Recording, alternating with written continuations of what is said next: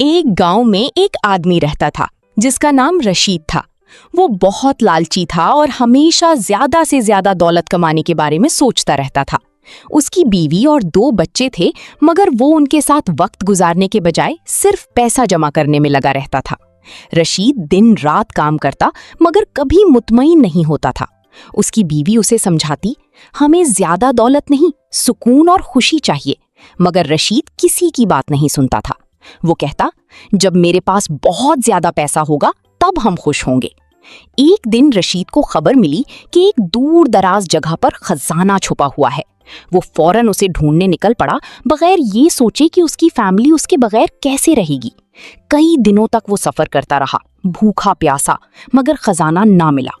ادھر گھر میں اس کی بیوی اور بچے پریشان تھے۔ انہیں نہ صرف اس کی کمی محسوس ہو رہی تھی بلکہ گھر کے حالات بھی خراب ہونے لگے تھے۔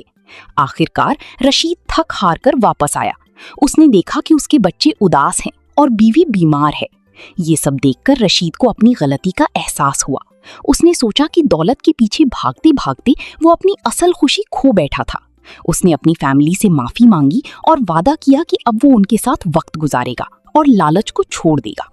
آہستہ آہستہ ان کی زندگی میں خوشی واپس آ گئی، کیونکہ اب رشید سمجھ چکا تھا کہ اصل دولت پیسہ نہیں بلکہ اپنے پیاروں کے ساتھ گزارا ہوا وقت ہے۔